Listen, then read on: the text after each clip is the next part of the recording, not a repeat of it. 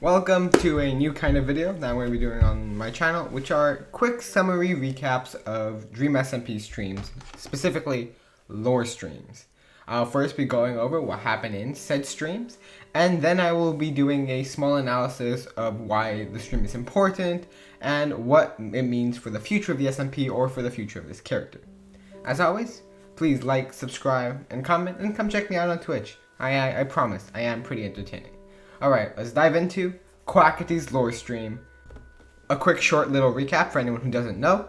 Quackity has been torturing Dream for the revival book as J-Schlatt had expressed an interest in coming back to life, and if he does, will be under Quackity's dominion, or be Quackity's slave, something that Quackity desperately wants to get his revenge on J-Schlatt.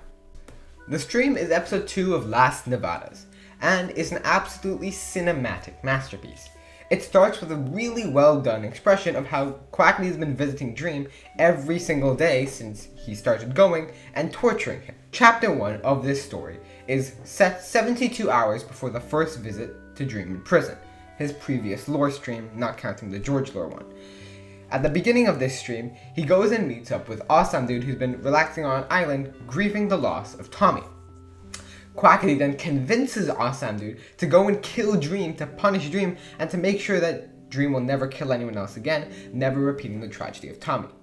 However, once they arrive at the prison, Awesome Dude changes his mind, thinking that this isn't what Tommy would want and that it's much better to keep Dream alive but locked away than to kill him.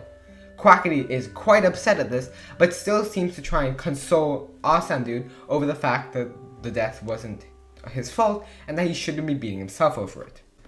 The second chapter takes a completely different location and happens 48 hours before the visit. Quackity moves down into the egg and places a bunch of TNT preparing to blow it up. He is then interrupted by Bad Boy Halo and Puns, and Quackity attempts to reason with Bad Boy Halo, telling him that the egg is not good for him and that he really should disconnect from it. Bad Boy Halo, of course, hears none of this, and Quackity blows up TNT, blowing up a large proportion of the red fortress around the egg and the egg itself. Of course, we now know that the egg is immune to TNT. This did nothing but leave Quackity injured and on one heart through the wreckage of the destruction. In the third chapter, Quackity meets up with George Not Found 24 hours before the visit right outside the prison. He wants to invite George to his new country, Las Nevadas, a country of hotels and gambling. He's then informed that George, Sapnap, and Carl had gone off and built Kinoko Kingdom without him and completely left him behind. He thought they were all still part of Out Rapids, and apparently Carl had not informed him that they had built Kinoko Kingdom, maybe something to do with different timelines. Quackity feels betrayed and instead just leaves George to go off and go back to Kinoko Kingdom, not having the heart to go with him. We then get a major flashback to an event we never saw occur. Wilbur and Quackity talking after the courthouse debate in the election of the Manberg. Wilbur then opens up to Quackity about what he's going to need to do to actually change things. He admits to Quackity that to properly change things, he's going to need to have a concrete power, not power gained through diplomacy. And that no matter what he does, if it's all happy and joyous, and no matter where he succeeds, he will change nothing without that real power. And that to get that real power, to prove himself, he's going to need to show his dark side. We then see a large amount of memories of times when Quackity was beaten down by people who had more power than him or were in higher positions than him. And the acceptance that he needs to gain said power if he ever wants to change the server. Quackity's dark side has been fully realized now, with his acceptance to start torturing Dream and to kill him, and that he's properly ready to embrace it. We then see him leave a book in Wilbur's memorial / way to come back about how Wilbur was right and that Quackity does need said power. He then rides off into the night, now under the knowledge that he very much needs to gather this power if he ever wants to do anything.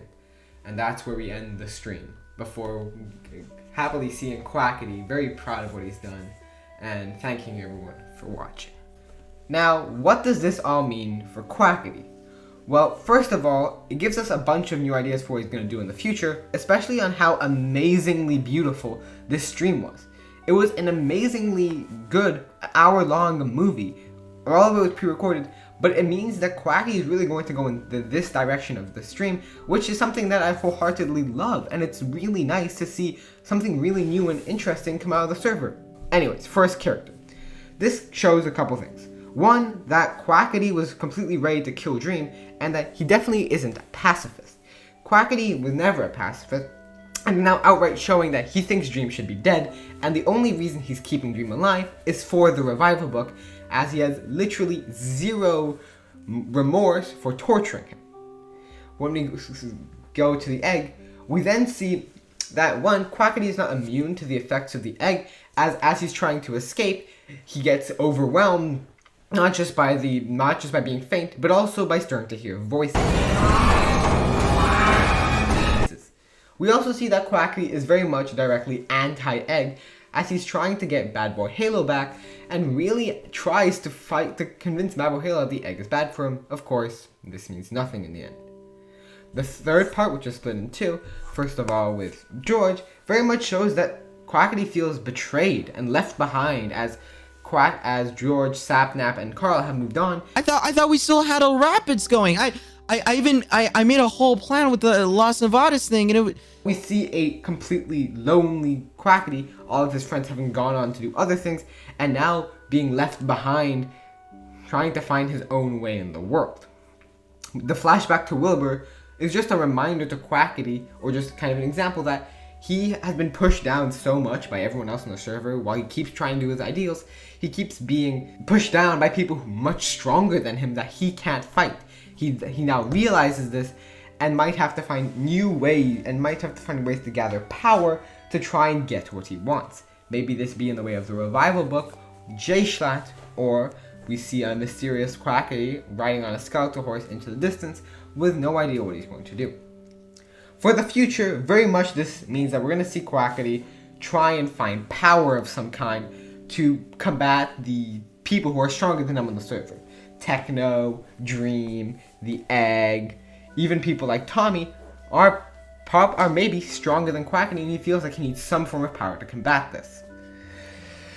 All in all, it just shows that Quackity is going in a really interesting direction with his streams, and that this style of content, akin to Carl's Tales of the SMP, could become a lot more popular, and definitely is a really, really unique way to go about it, and full props to Quackity. Massive praise from me for all that he's done, especially this stream. It was absolutely top notch. Thank you all for watching the video. First of all, if you ever watch a lore stream, please message me on Discord so I can quickly make a video on it. I can't watch every single stream, and I probably won't know till the day after. So, it's good to know this. Thank you all for watching. Hope you enjoyed. Remember to like, comment, and subscribe. Come watch me on Twitch. Follow me, please, there. And come join the Discord. It's quite a lot of fun. Thank you all for watching, and I hope you enjoyed.